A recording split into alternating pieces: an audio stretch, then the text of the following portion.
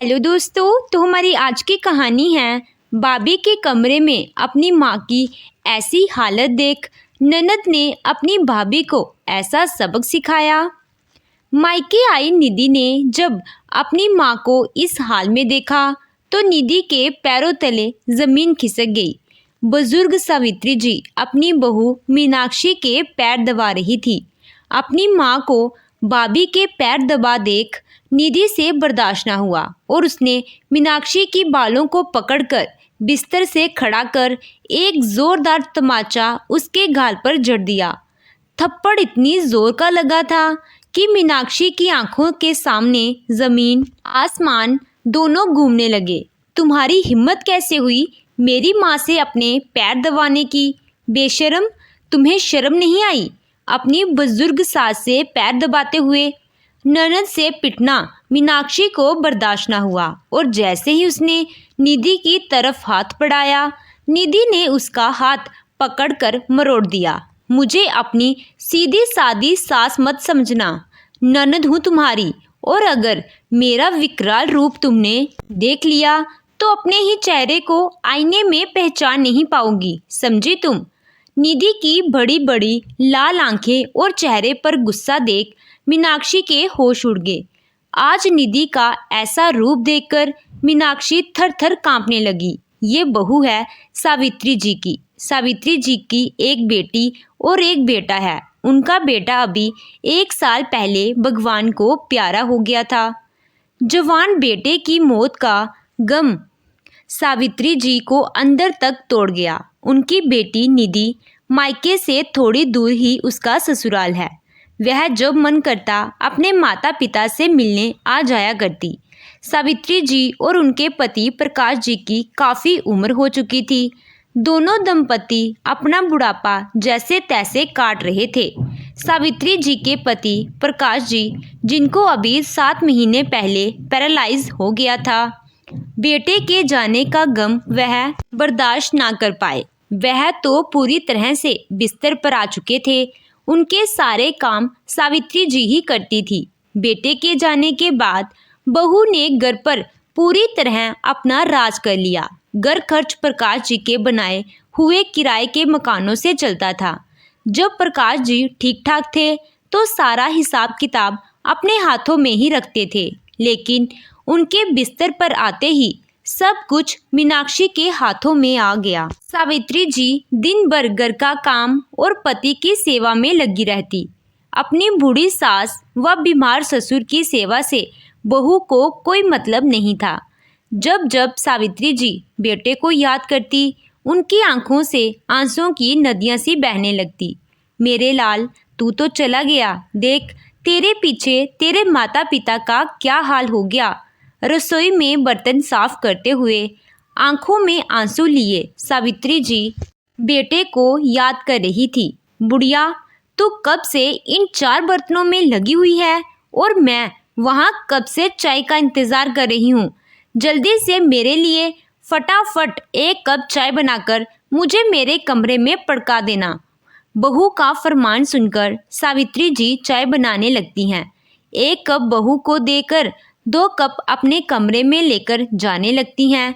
उनके हाथों में चाय देखकर मीनाक्षी बोली, यह 2 कप किसके लिए हैं? बहू काम करके थोड़ी थकावट सी हो गई थी, इसीलिए 1 कप अपने लिए बना ली और 1 कप तेरे ससुर के लिए, सावित्री जी अपनी दबी जुबान से बोली। हे भगवान, कितनी बार समझाना पड़ेगा तुम्हें? बाबूजी को चाय पिलाकर क्या बिस्तर गीला करवाना है? मीनाक्षी उन पर भड़कते हुए बोली। तो बहू, साफ भी तो मैं ही करती हूँ।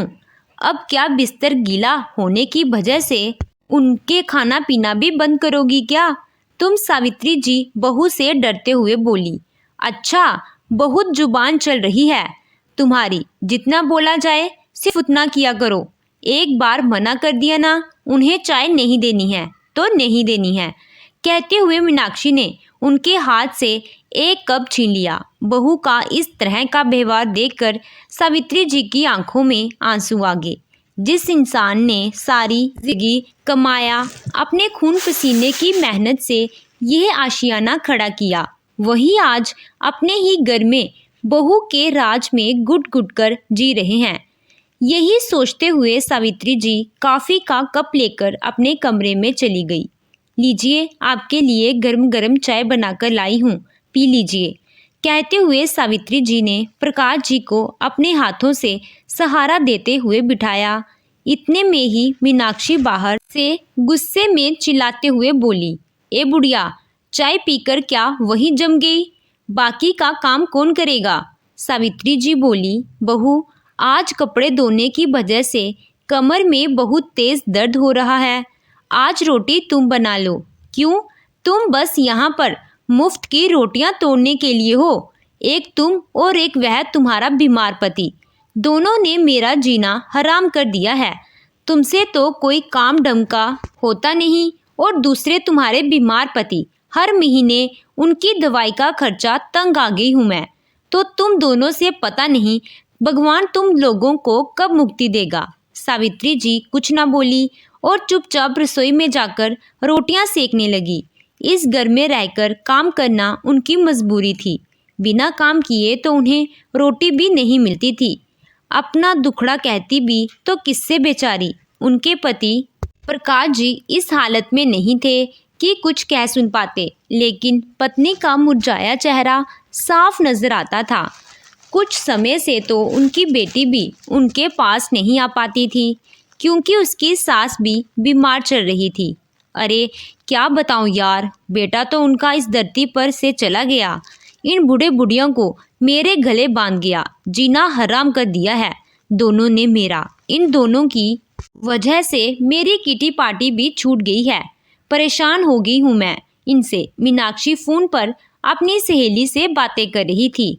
अरे तुझे तो खुश होना चाहिए, तुझे तो फ्री की काम वाली मिल रही है, तुझे तो खुश होना चाहिए। अरे क्या खा काम करती है, एक काम भी ढंग से नहीं होता उनसे, हर एक काम कह कर करवाना पड़ता है मुझे। पर तू चिंता मत कर, आज की किटी पार्टी में मैं ज़रूर आऊँगी। चल तो ठीक है, मिलते हैं किटी पार्टी में। ये कहकर मीनाक्षी ने फ़ोन रख दिया। मैं किसी पार्टी में जा रही हूँ, घर का सारा काम अच्छे से निपटा लेना, और हाँ, बच्चों को आने पर उन्हें खाना खिला देना, और मेरे पीठ पीछे यहाँ महारानी बनकर मत रहना, समझी? ये कहकर मीनाक्षी अपनी सहेली के घर पहुँच गई।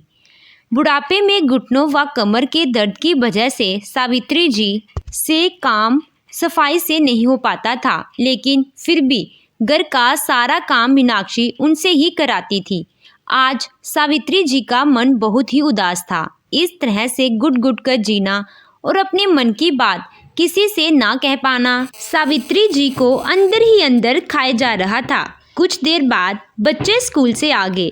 बच्चों के खाना खाने के बाद सावित्री जी बच्चों से बोली, बेटा ज़रा अपनी बुआ के पास फ़ोन मिला दो, क्योंकि सावित्री जी तो इतनी पढ़ी लिखी नहीं थी कि फ़ोन मिला पाती। अपनी दादी के कहने पर बच्चों ने घर के लैंडलाइन नंबर से फ़ोन मिला दिया। बेटा तेरी बड़ी याद आ रही है, एक बार हमसे मिल जा। सावित्री जी रोंदे हुए गले से बोले तो उनकी आवाज़ सुनकर निधि बोली, क्या हुआ माँ, तुम रो क्यों रही हो? निधि के कई बार पूछने पर आज सावित्री जी ने हिम्मत करके अपनी बेटी से बहू की सारी बातें बता डाली। ये सारी बातें सुनकर निधि का खून खोल उठा। निधि बोली, माँ अभी तो मैं मम्मी जी के साथ हॉस्पिटल में हूँ, कुछ ही देर में मैं आपके पास पहुँचती हूँ। थोड़ी ही देर बाद मीनाक्षी आ गई। ओ माय गॉड, कितनी गर्मी है, कहते हुए अपने कमरे में बेड पर लेटकर सावित्री जी को जोर से आवाज़ लगाई। बहू की आवाज़ सुनकर सावित्री जी उसके कमरे में गई और बोली, बहू कुछ काम था? कुछ काम होगा तभी तो तुम्हें यहाँ बुलाया है। मीनाक्षी उन पर चिल्लाते हुए बोली, आज किटी पार्टी में बहुत इंजॉय किया मैंने, थक गई हूँ मैं पूरी तरह, ज़रा मेरे पैर दबा दो। बहू के मुंह से ये बेशर्मी भरे हुए शब्द सुनकर सावित्री जी हैरान रह गई। बहू मैं तेरे पैर? हाँ हाँ, पैर दबाने के लिए ही बोला है मैंने तुमसे। मीनाक्षी सावित्री जी की तरफ घूरते हुए बोली तो सावित्री जी सहम गई और चुपचाप बहू के पैर दबाने लगी। कर ले बहू, जितना अत्याचार तुझे हम पर करना है। आज तेरा अत्याचार का यह आखिरी दिन है।